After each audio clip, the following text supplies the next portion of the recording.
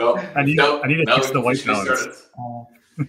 Good Jim, everyone. Welcome to another Union Hallcast. This week, I'm just vibing with some of my devs here, the guys who built kind of all the stuff you use. Actually, for this Hallcast, mainly the front end side. Although Abdullah does a bunch of the light client work, new chain integrations, etc.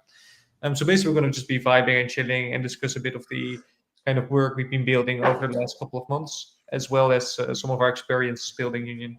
Especially on Eric's side, it's quite interesting because Eric joined us from the Web2 space.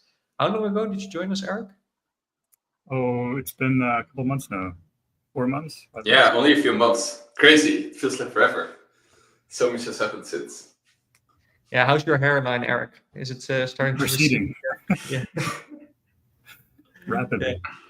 How's your experience been going kind of from like the Web2? What did you do initially in Web2? Maybe good for our viewers to have an understanding what type of coding you did. Yeah, I had a strange path. I started kind of hardcore C programmer and then went down a dark rabbit hole into Haskell and then Rust and kind of landed as a lead developer running a team in Web2.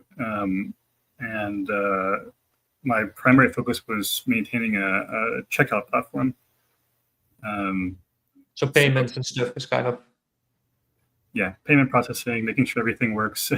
Please don't break production. It's really important for people. It was kind of traditional Next.js development. But I had for a long time been pushing for introducing some kind of functional paradigms, things that for me were really fun when engineering. And because I think that that's kind of like how we scouted you originally, right? Like I think we were migrating our front end to permanently Effects.js. Yes. Right? Yeah. So that's basically the story. To kind of like give some color for like less technical people watching this stream. When you're creating like a front end, like an application or a website, you basically need to use TypeScript. There's some alternatives, but if you really want to create interoperability of all of these libraries, you really need to use TypeScript, which is definitely better than JavaScript. It has some serious flaws that make it very, very hard to deal with, especially if you're creating something very complex like Union, where you're interfacing with like dozens of RPCs all of the times, all of these things that can go wrong, wallet integrations, etc. Effects is a really cool tool that allows you to deal with this, but it's very, very hard to find people who already knew it. So that was my number one criteria, and there I found Eric within the Effects community. Yeah, I was lucky enough to have quit my job and spent 5 months working on my own project in Effect and learned a whole lot. So why not post on the Effect Discord job board?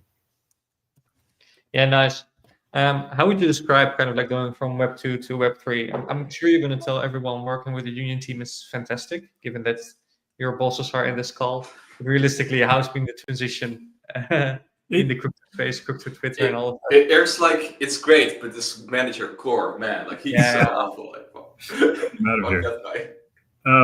It's a huge paradigm shift, right?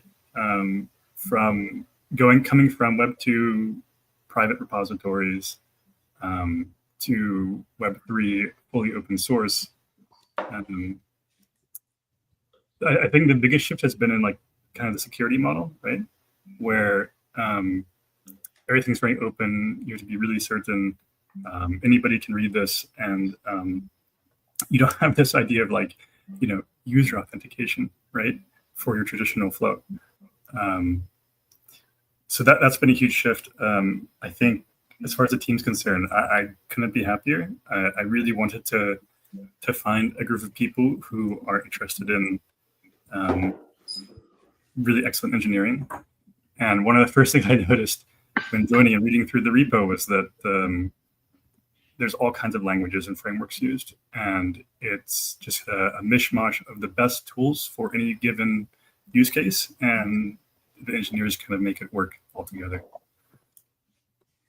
Yeah, I guess indeed, like security model and Web3 is very strange, right? Where like even figuring out if this is like a specific user is already quite difficult, right? How much work we did with like tying wallets together, tying data together.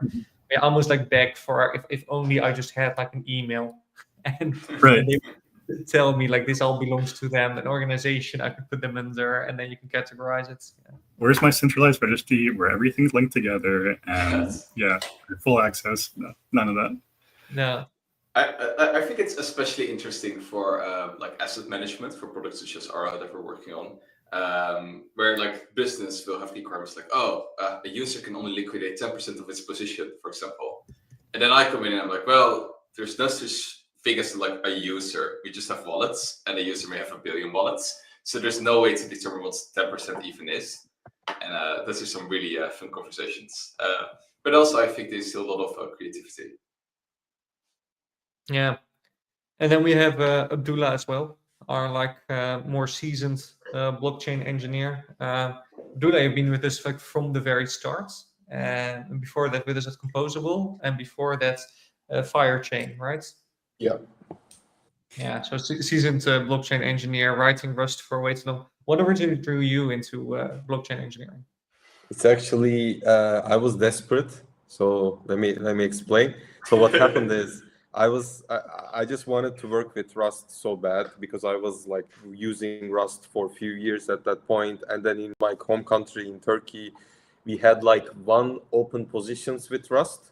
So I was just desperately applying all the jobs that I can find in LinkedIn in abroad, and then I landed Firechain, and then from that on, I was a blockchain engineer. Yeah.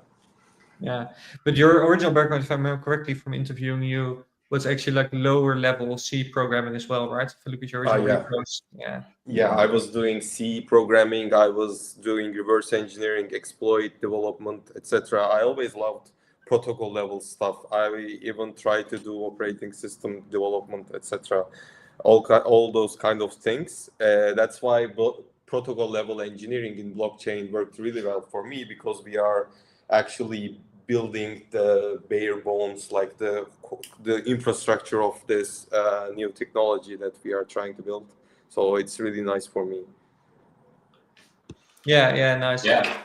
What's so for you, like you came in, you basically start coding blockchain because you had to do Rust. Is there something specifically about blockchain that like drew you in after you got into it, where you're like, this is actually quite neat, that like it does better than like regular Web 2 or servers? So in blockchain, the innovation is really cool. The amount of innovation that we are as engineers allowed to do and get paid to do, it's crazy. Because in Web 2, no matter what you build, after some point, your job kind of gets boring. But in here, like since we founded Union, it's like the innovation never stopped, and it never like stops amazing me, and it never stops entertaining me. I was never bored once. I love it. All right. So tougher question, like of the chains we worked on so far, which one do you think is the most innovative? Because you did a bunch of like new chain integrations, you looked into the source code of basically everything new L1, L2 out there, so we can like give the harsh verdict. Which one is actually the coolest? To be honest, I will root for Sui here. I really liked its like execution flow, and I really liked how well its documentation are. It drove me crazy in some terms, but then when you get used to it, when you get used to the language, when you get used to the concept of how they do things, it actually starts to click, and it kind of makes sense. So, and also it, like their repository, their code base was really clean to navigate through. So that's why it has a special place for me. Yeah, I also think Sui is fun because like it's really distinct, but not in a way that's kind of like strictly worse from traditional languages, which I would probably call Solidity. Like Sui actually is bringing like a lot of cool things to the table, like within the Move language. So should Union migrate to using Move for the ZKL1 or? Wow. Not particularly. So the thing with Move language is that it's cool for building applications in the DeFi space, but it's kind of a bit restrictive when it comes to the stuff like bridging or anything that involves dynamic dispatches and such. And we in Union love to hack anything that we can find. So that's why it would be kind of hard to build Union like on top of a move-based language, but it's easy to support a subset of our features. Okay, but so we stick with our current setup for a while at least. Yeah. I'm still kind of interested at some point to maybe adopt some of like Monad's architecture to do like the 400 millisecond blocks and such once they go live. That would be kind of cool. Although then I think where we would need to like massively improve our like proving stack as well to keep. Yeah. Well, I mean, to be honest, what we've really seen here for all of interoperability and all of bridging is that block time is like truly never the bottleneck. It's almost always just time to finality. Like time to finality is the key metric. Within that regard, I think we're operating already pretty well. But like insanely fast block times would be very cool for like some more advanced applications and things like fast and finality transfers. For those things, it can make a ton of sense. But indeed, also with proof times, like if you're generating a block every like a few milliseconds, but then generating a proof takes 5 seconds, the proofs will kind of like start to run behind the blocks. But we do also support non-adjacent light client updates, so it's also not necessarily needed to like prove every single block. But yeah, we did experiment with this at the start actually. At one point, we went down to I think like block times between like 1 and 2 seconds. But we have found that overall, when you analyze the entire system, that was actually slowing us down more than like having a slightly higher block time, which really improved throughput. Yeah. Because You also- used a really fancy term here, non-adjacent light client proofs. Maybe like give for our viewers like a quick like TLDR what you mean by this. Like why when we like produce blocks faster, doesn't the bridging go faster? Like what's the optimization we already built in initially for this? Yeah, okay, so imagine this is like a chain of blocks, right? Like 1, 2, 3, or 4. With many like more traditional stacks, such as IPC Classic. If you want to update the light client, you go from here to here. You basically need to prove this transition, this one, and this one. And with Union, you can go directly from here to here, provided no more than 1/3 of the validator set has changed. And because of this, it doesn't really matter if you're like rapid-fire creating blocks, because just only when you're making an actual transfer do you need to update the light client, instead of retroactively updating all of it. So technically, like a prover could kind of go into sleep mode, right, and sleep even for like a day or two. And then when transfers happen, it generates a proof only for the block that's necessary. And then it proves everything in the past as well automatically, right? So, yes. Basically, like if you prove this and you prove this, then you have all of everything that happens on this spot. But imagine like I make one transfer here, but then I do the inverse of the transfer here. Then I will have missed the moment in which like the net zero operation happens. But for almost all cases, yes, you have just retroactively proven everything from the past, and that's more than enough. Okay, yeah, very cool. So that's kind of why, like in the end, like first, like I still think like faster blocks at some point, especially for Azure on the chain and such, like is going to be quite nice. But probably like for the foreseeable future, that's not something we need to do. Probably only really when like every single chain is doing like sub 100 millisecond blocks. It's something we need to do. Yeah, like eventually, like it's almost like a definite thing. Like yes, block times will go down, like 100%. But also like there's just the overhead, right? Like every time you produce a block, you need to gossip that, consensus needs to be achieved. There's some latency there, which can in the end slow down the system. But eventually, yes, I think this will happen. Yeah, that's also a whole discussion, right? About like the decentralization. Like the faster you make your chain go, the more co-located your validators need to be. I mean, prime example is Hyperliquid, right? Like at the start, Hyperliquid was 4 validators in a like literally single server building. Now they're decentralized a bit more, but that was because the latency was just so low and the throughput was just so high that you really needed to be super physically close to make it actually work. And they did great. Yeah. What are some other like cool innovations from you guys? Like I have my favorite innovations for Union, like stuff that we build that I think is extremely cool. But you guys mainly see like the back end of things, right? And work way more with like the actual code, the actual stuff that goes under the hood. Um, but let me ask you first, Eric, because you see it from the front end side. Probably all of our innovations make you want to shoot your brains out because you need to stitch it together in content. But what made you think like, oh wow, this is like some cool stuff? Yeah, I think Abdullah said it really well earlier.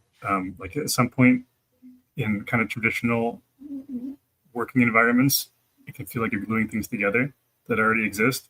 But I'm constantly having to do relatively novel stuff, which is challenging but really fun and exciting. I think maybe one of the first things that was really exciting was the TS SDK that we have some beta versions published, but they're stably used in production, where we have kind of an agnostic, chain agnostic description of your token order, and kind of an execution model for that that's really convenient from a developer standpoint. But then most recently, given all the supply chain issues with npm.js, we have, I think, also kind of a novel PNPM Nix integration for really safe dependency management.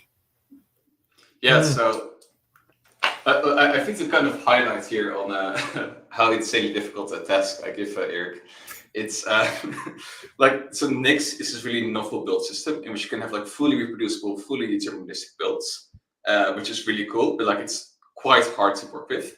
And PNPM is basically, I think, out of all like different TypeScript tooling, the project that deals the best with work-based dependencies, peer dependencies, and transitive dependencies, with which with all of the recent supply chain attacks is actually super relevant.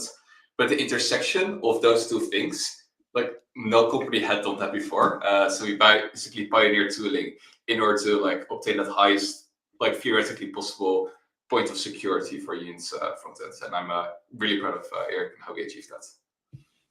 Nice.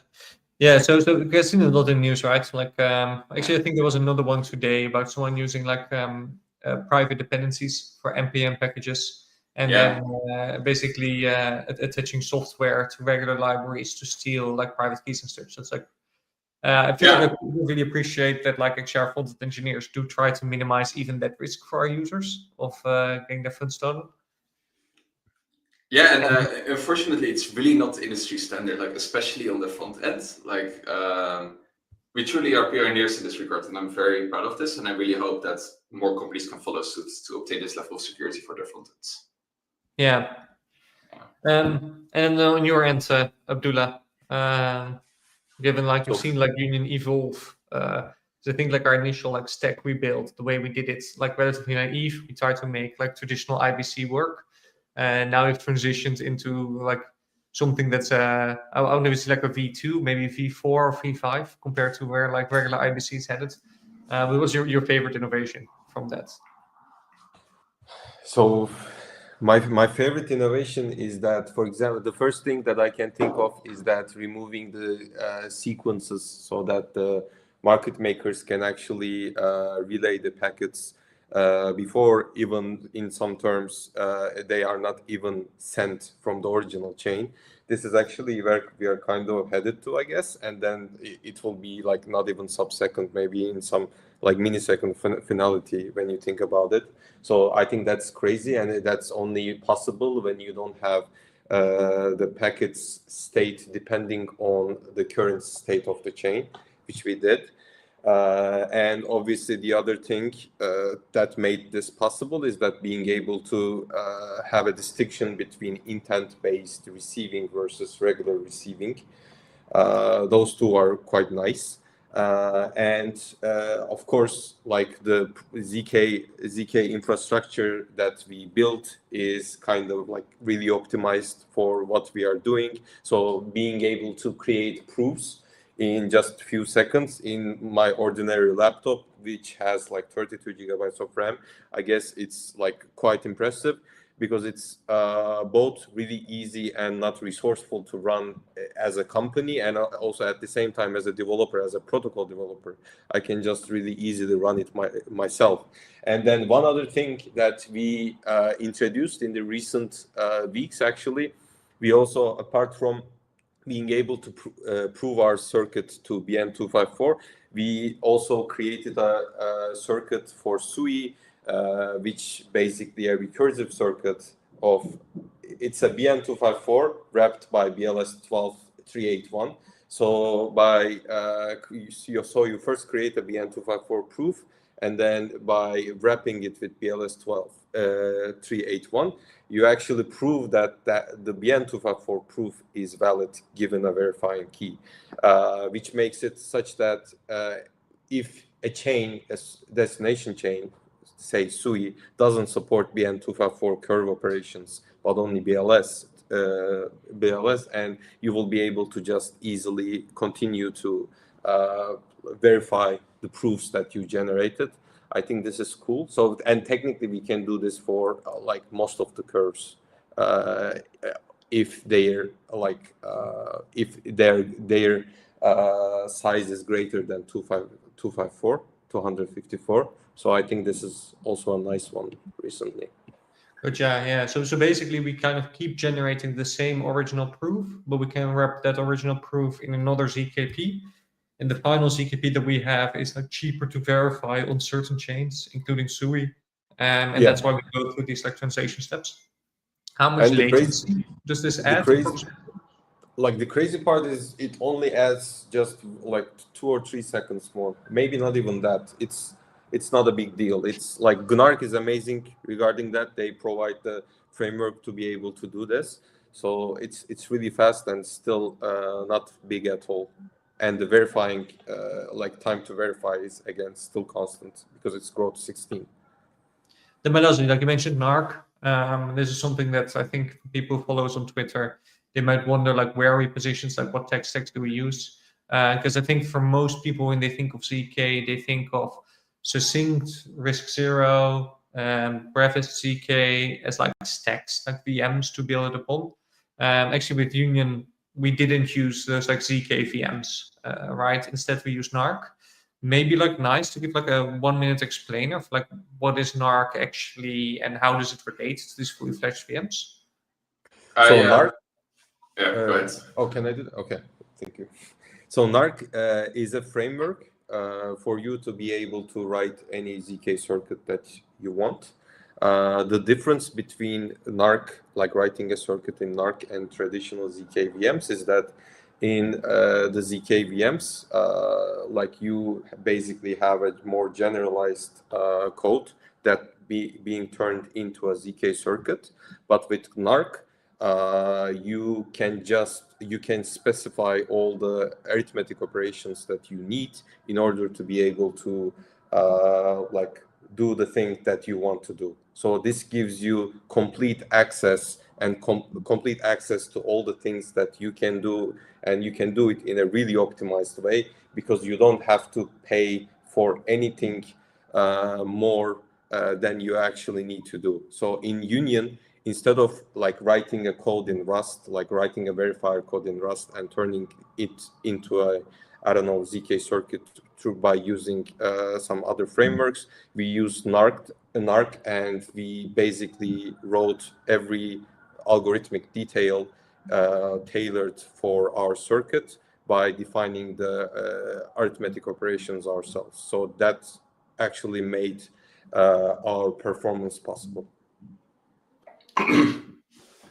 Yeah, indeed. It's like comparing like assembly to Java, basically. For many things, Java is good enough, but we really need maximum performance. Yeah, like you can say it's also similar to using some assembly code in some of the cryptographic operations that you do. It's like using assembly instead of using, Python for your framework, for your infrastructure. Yeah, exactly. Yeah, so very similar, I guess, to kind of, for example, the decision that Monad made versus Ethereum, where Ethereum is kind of implemented in Go, which sure, it still gets compiled, but not as efficiently as, let's say, C++ and writing raw assembler gets. So you can squeeze out additional performance with that.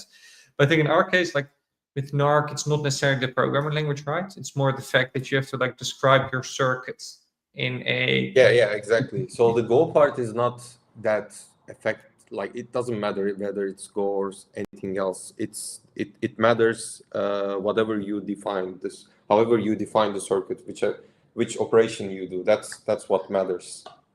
And by operation, you mean stuff, I guess, like if statements and for loops, right? Which, like in RISC-0, it's super easy. You just grab regular Rust code and you're good to go. But in NARC, this gets way more gnarly, right? With having to do like comparisons and stuff. Yeah, like simple stuff. For just simple stuff, you can sometimes you might need to write like hundreds of lines of code, but it's fast and it's only one time, so why not? And we are nerds enough, so I think it's a good deal for us. Yeah, correct. Yeah. Did you build an understanding of ZK while working at Union, Eric, or is it something that's still like is magical for you? Parts of it elude me. Most of it maybe eludes me, but no, the team's been amazing, helping me learn, migrating from the Web2 space. I think I've got a really good handle now on some kind of EVM Cosmos behaviors, having written the SDKs, but there's so much more to learn, Carl. Yeah, for me, always ZK also remains kind of like magical in the sense that like you naively think that those properties just aren't possible, right? Like you can't have just like an arbitrary tiny proof proving some ridiculous amount of data, right? Like that seems like naively, if you like have a computer science background, it's like not actually feasible. I still encounter it a lot more like describe what we do, where people kind of go like that must be vulnerable in some way, or you must have like a data loss or something, or there's like something that like might be vulnerable or whatever, but it's actually not, which still I feel is probably like one of the biggest innovations of the decade actually in computer science. Oh yeah, definitely. Like the first time I heard about it was absolutely mind blown. What I think will be really, really fun is see how politicians will eventually deal with ZK. Because whenever I hear now politicians talk about, for example, end-to-end encryption, right? Like public-private key encryption, like it's very clear that they don't like actually know what's going on there. Like they don't understand. So imagine like within 5 to 10 years, they will try to talk about elliptic curves and like private inputs to a zero-knowledge circuit. Like, you know. We will at some point like enter this world where indeed like the law will require that you have verified someone is not a terrorist, and so you have a zero-knowledge proof that someone is not a terrorist. And I bet we're going to have a case where someone will sit in front of Congress and a congressman is going to say, all right, like show me the data then. And they will go, I do not have it. I only have the ZKP. They will be like, okay, this elliptic curve, where is it? Where are you keeping it? Where is this curve? Yeah, exactly. Can the curve become a government mandated curve, please? like ridiculous stuff like this. It will happen. 100%. Yeah. One thing I think, like, as you talk about like government mandated, I'm thinking immediately of like these organizations that like kind of recommend safe and secure cryptography, and kind of like the biggest push there right now, which is like quantum resistance, right?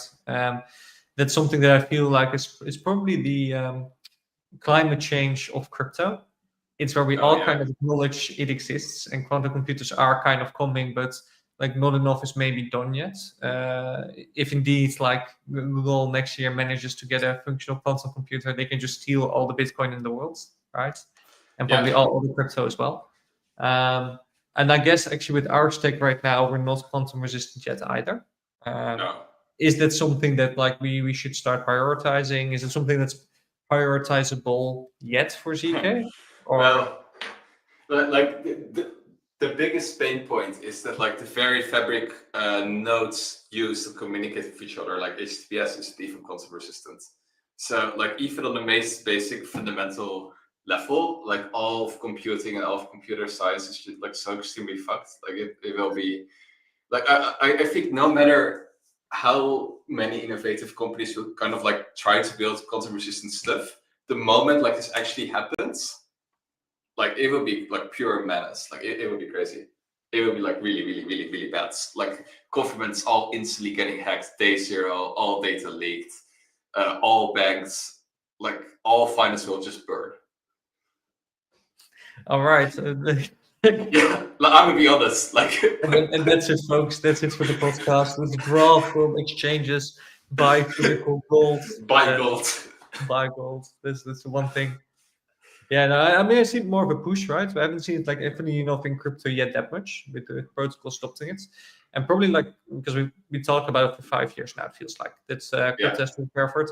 But 5 years ago, we'd all say, well, there's like bigger fish, right? Like if you had a quantum computer, you would simply like hack banks, whatever. Yes. Right? There's more money to be obtained there. But funny enough, I feel like we're actually approaching a world where like crypto is the big fish, right? Oh, It's yeah, the no, most yeah, yeah. economic take.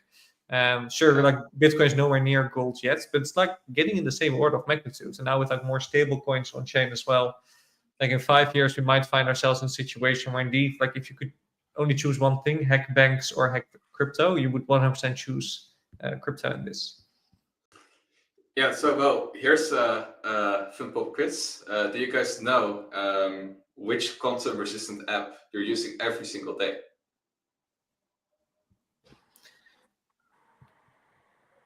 Tell me, sir. Signal.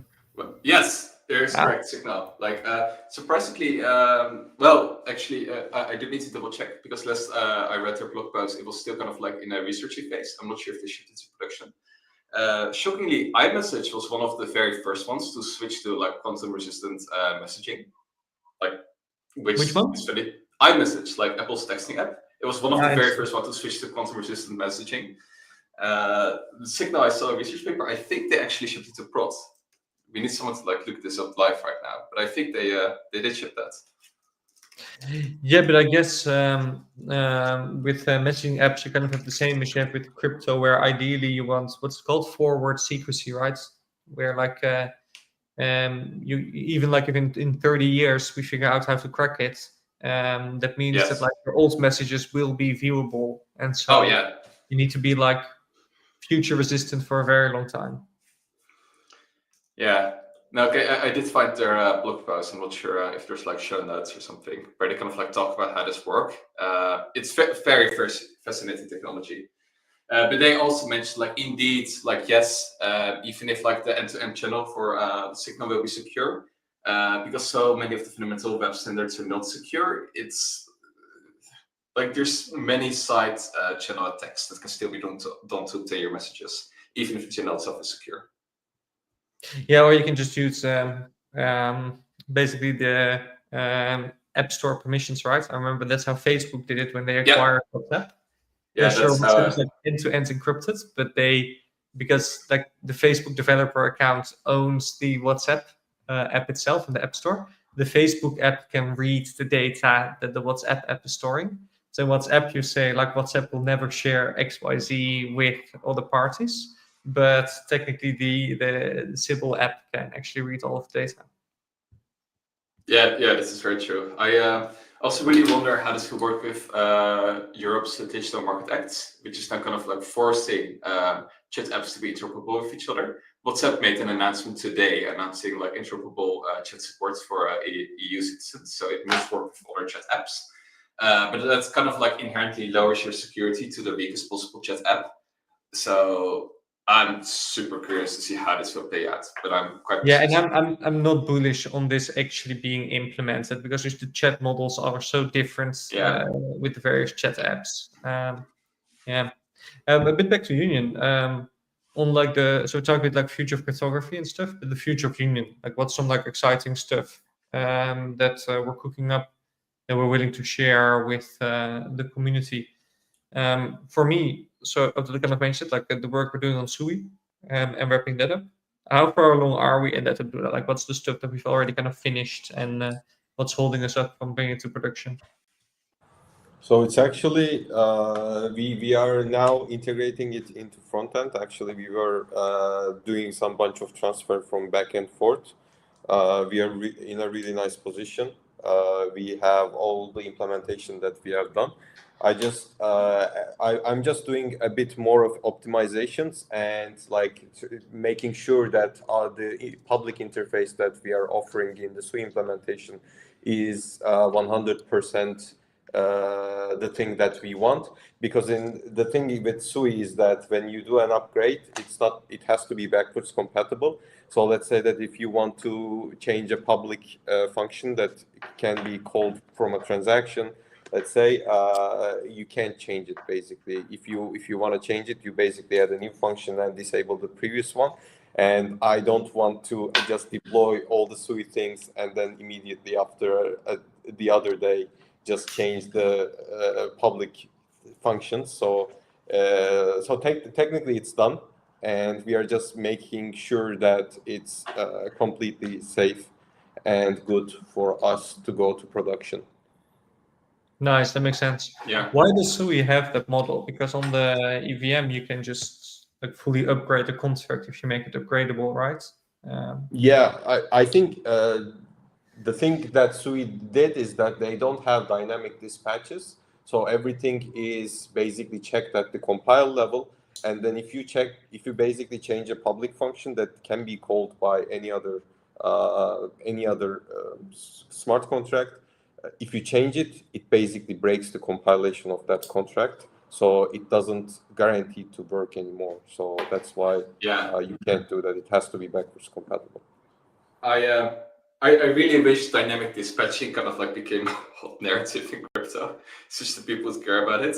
But so much of what you can and cannot build is just limited by dynamic dispatchability.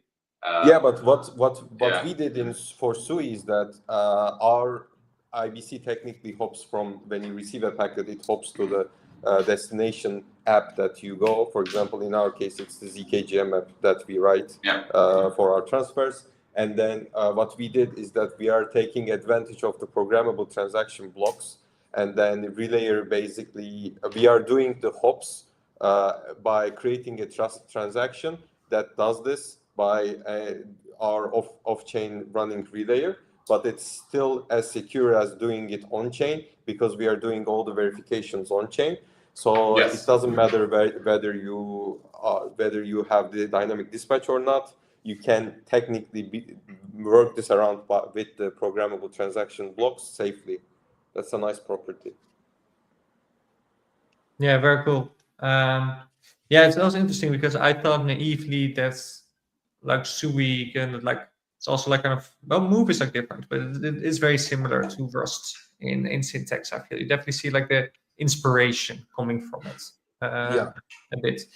That like you'd basically just get the same guarantees as in Solidity, but just with a few bells and whistles. But I see Core Lab, that's not the case at all.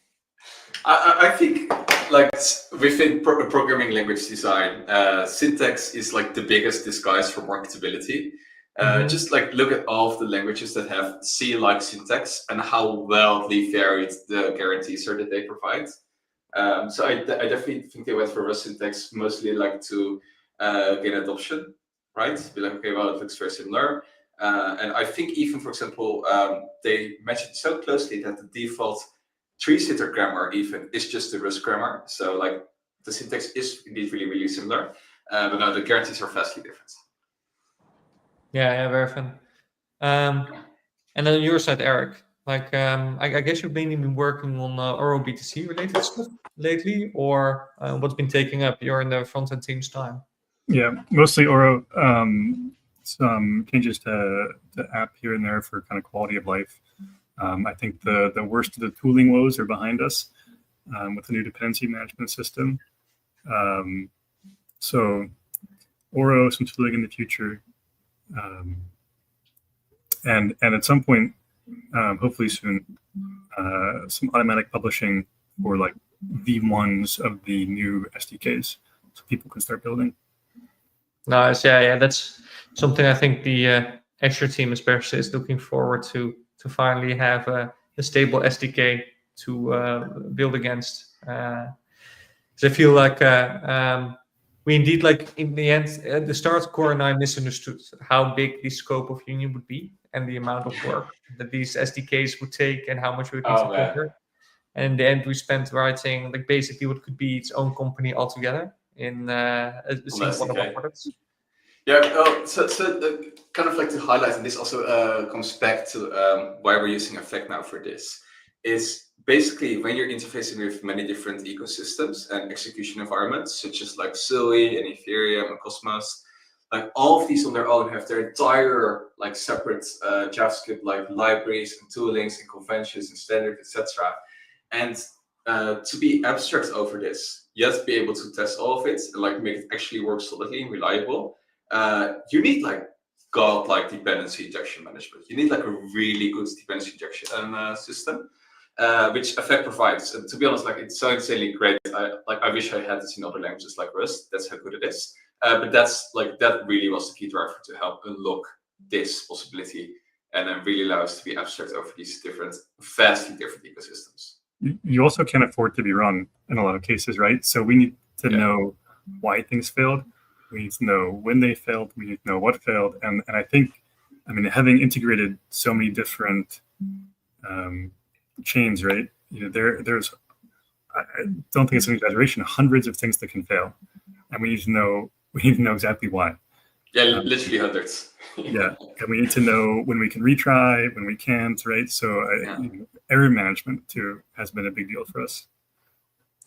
Yeah, because I guess especially from the front end side, you truly must feel like you're trying to build a house on quicksand, right? You're relying on like partially publicly funded RPCs, even though like the RPC interface might be the same from one chain, it's very reliable from another chain, fundamentally broken, right? And providing you with the wrong data, and you need to like patch all of that together.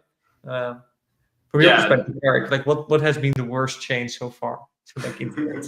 Oh man. Which chain so far? I think some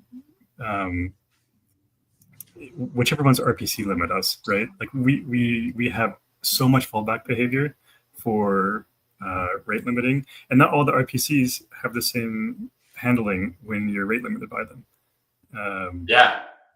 Which is, it's like we have HTTP headers for this. We've had those for decades, and they ignore them. Like, no, it's going to be a JSON response, deeply nested. Right. Yeah. Or does the header exist at all, or is this an expected error, or is this going to succeed? Can it fail successfully? Right. Never know. Yeah, like successful failures. Yeah, like that's why we have like 5 different effect bars. It's just trying to decipher all of these different cursed rate limiting messages. It's a pain. But also, and I'm sure like after you and someone will start a new startup trying to fix this and get in line and become the 100th company in crypto that attempts to unify RPC and finally give the same development experience. Like it's so painful. But also, I think like on your subject of what Eric's mentioning with error handling, it's so complex, especially within crypto, that I can also just feel many crypto apps I use daily just not being created at all. Like most crypto apps I use, they just sometimes randomly fail, and there's no error message whatsoever. You cannot see what's going wrong, and you just need to redo it. Like I had that, so yesterday the elections were in the Netherlands. So of course on Polymarket, like I buy which party I think is gonna win, right? But even on Polymarket, just randomly, like you try to buy something, just randomly errors, zero explaining, you need to redo the entire interaction. So there I too think we're industry leading with like very detailed responses, explaining exactly what's going wrong, automatic retry, automatic fallback. Most companies just don't even bother because it's so hard. Are you so did you put your money on D66 or yeah, I get kind of screwed because elections are so it's actually a very interesting case in the Netherlands where it's very neck and neck, like 2 parties, D66 and PVV, and they still don't know who actually won because the margin is only like a few thousand votes, and never in Dutch history has it been like this close between 2 parties. And what I noticed is like the chance that D66, one of the 2, would win was like 94%, and the other one was only like 6%. Well, like they were neck and neck, so close. So of course I bought the lower one, right? Like PVV. I was like, well, I mean, this is like these are great odds. They're going neck and neck. Until I read like the fine print, and there it said, well, actually, if they gain the exact amount, same amount of seats, they do not use votes to disambiguate which one will win, but they go alphabetically. So Ooh. D66 would always win. Oof, oof, oof. And Which so is- that technically makes you a PVV voter, or Well, I did buy their odds. Yes, I did. but you voted for D66 or something like that. Yeah, no, I definitely did not vote PVV. Yeah. But For Eric and Yeah. Abdullah, it's basically right-wing anti-immigration versus the moderate, smart, educated party.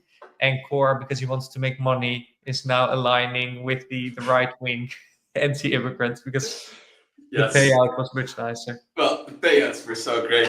But yeah, no, the game is rigged towards D66. They would have won regardless because of alphabetical sorting. Yeah. At least we'll see the Netherlands go back to being a bit of a saner country and better led. Oh God, I hope so. Last 2 years of politics has been an absolute nightmare. Absolutely nothing got done. Terrible leadership. It was really bad.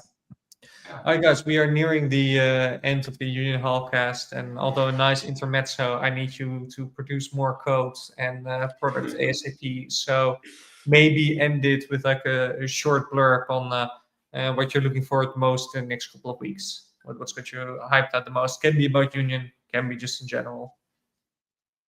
Core, if you want to take the lead. RO B2C. I think it's such a cool product. Especially because for all of the mining equipment, and we have the most transparent pipeline in which for every yield generated, you can trace it back to the physical location of each miner. I think it would be really cool. Nice. Go ahead, Abdullah. Yeah, for me, of course, it's new connections, and I'm really keen to go more deeper in Monad because they have a really cool tech. So that's from my end. You're basically just sitting here waiting to be able to nerd out in the cave again. Yeah. Exactly. When I start a new chain for a week or two, no one can hear back from me, and then I just read their entire code base, basically. Yeah, this is true. But sir, can you explain what a monad is? What a monad? I'm not a Haskell dev, so I will pass on this question to Eric. Okay, yeah. Eric should be able to answer what a monad is. A monad is a monoid in the category of endofunctors, right? Yeah, but nobody exactly. knows what that means, so Yes. don't ask me anything more about that. Yeah.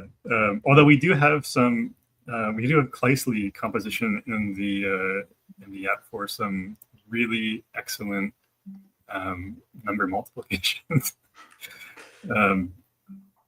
I'm excited for Effect 4.0 someday, so I can bug Core endlessly until we get to upgrade everything. And I'm sure I'll have a lot of fun with that. Oh, yeah, no, it's going to be a killer release. It's going to be really cool. Yeah. But Yeah, it's about secret project that Core and I and Hussein are cooking up. That hopefully, if we manage to get that to POC, we'll be announcing in the next couple of weeks as well. But for that, it's still a bit too private to actually announce anything related to that. So yeah, guys, I think that's the end for this Hallscast. Thanks for coming on this week and vibing out with me on some extra engineering stuff.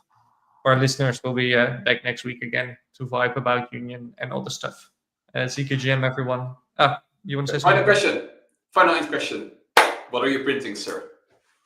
What am I printing right now? Absolutely nothing. I want to print Warhammer 40k miniatures, but every single time I just don't have time. Every single time I think this weekend I'm gonna finally get started on that, and then in the end it turns out to be work.